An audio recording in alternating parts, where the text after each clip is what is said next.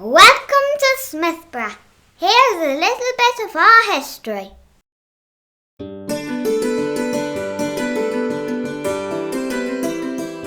The Ulster Canal connected Lough Neagh and Lough Erne together. It was opened in 1842 and was very popular for some years. During the time that the Ulster Canal was being built, they had no machinery, so they had to dig everything by hand and had to use horses and carts to transport mud, soil and stones. It took around 17 years to build the canal before it was open to boats. It ran from Charlemont on the River Blackwater to near Wattle Bridge on the River Finn. Other canals in Ireland during that time were the Royal Canal and the Grand Canal. During the times of the Ulster Canal, it was one of the main forms of transport. The boat would go down the canal, and if it was transporting goods, it would go storehouse to storehouse, transporting grain, coal, etc. The men that worked by the canal docks were called dock workers, and their jobs were to load and unload ships. People liked to walk near the canal when it was a nice day. A canal lock works by changing the water levels and opening the gate to allow the boat to travel up and downhill. This is how a boat goes through an open lock. The boat would go into the lock and the water levels would go up and down. The lockman would have horses to pull the boat along the canal. The lockman would have a house beside the lock, so he had to go and open the lock for any boats passing through. As the water levels even out and the gates open, it allowed the boats to pass through. There was many bridges who crossed the canal for people on carts to go over, and the boats went under. Many problems came from the Ulster Canal.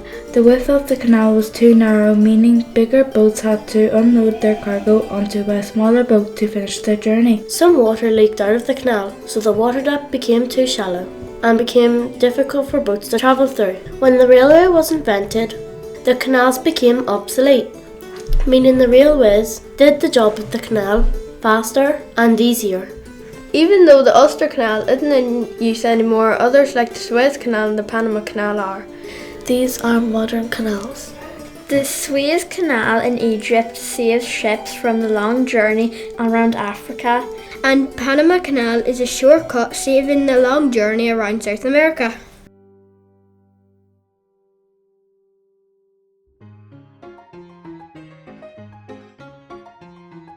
In Smithborough there was a creamery. It was a busy village and the creamery was important to the village. The creamery was founded in 1898. It had a really long name. It was called the Great Northern and Agricultural and Dairy Society of Smithborough. The creamery building had 2 floors. The creamery was next to the old railway station. The creamery was great in the village as there was a lot of farmers at the time. It was really good that the creamery was beside the railway Because the farmers could transport their dairy products. The creamery produced milk, buttermilk, cheese and butter. The farmers bought the milk. In a cart, tractor. Or on a horse or donkey.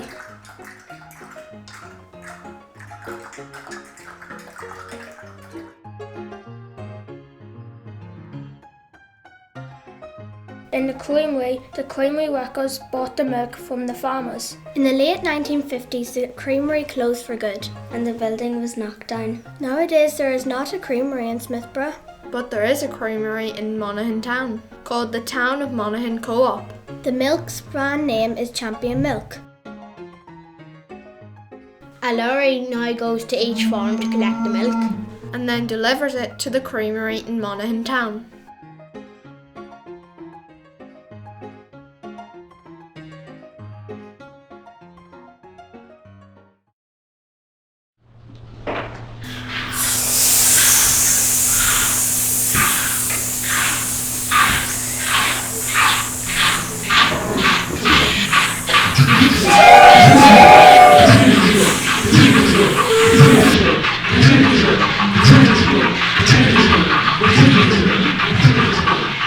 The railway first came to Smithborough in 1860. The railway came to Smithborough from Monaghan town. It came to Monaghan from Portadown in County Armagh.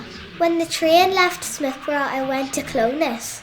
The trains that came into Smithborough carried passengers and freight. A freight train carried goods, mail or post, butter and livestock, including horses and cows, would have been transported by a freight train in Smithborough. The goods would have been loaded and unloaded at Smithborough and then transported to other villages like Scottstown, Ballinode and to Davnik by horse and cart, or continue on the train to Clones or Monaghan. People loved the train station because it meant they could hop on the train and travel to Clones or Monaghan. If they did not have the train, they would have to cycle, walk or go by horse and cart to these towns on roads that were very rough and full of holes.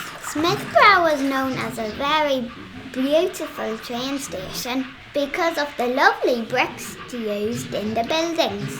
It was very well looked after by its station master, who was called Master Walsh. He was the station master in the 1940s up to 1958.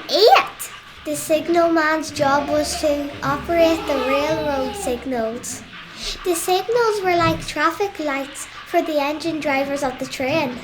The signals let the engine drivers know that it was safe, so they could arrive at each station safely and on time. It was very important that the farmers knew the train timetable because they could work out the time of day it was safe to move their animals.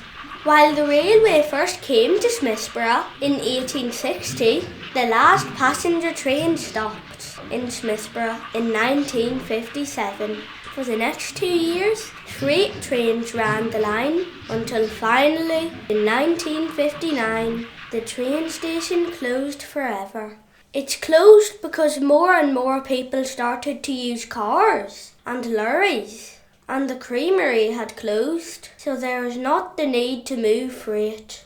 It had been opened for all the people of the area for 99 years, so it was a very sad day when it closed. The last train passed Smithborough By T. McPhillips. about a mile away from where I lay. I could see her coming fast. I could hear her cry with a sad, sad sigh, "This journey is my last. No more I'll sail the iron rail, nor the traveller homeward bear. I am sad tonight, though my eyes are bright. They hide my great despair." Then she past me flew, the whistle blew, and the steam up high did soar to the heavens high. In space to die, alone forevermore. Then a mellow glow the moon did throw, as if to say farewell. The night is sighed, the birds did cry, and the leaves in sorrow fell. Once more the silence of the night returns to never go. Once more a train, this time the last, has passed through Smithborough. As I stride away from where I lay, the night it seems so bare. The might roar of trains no more shall with music fill the air.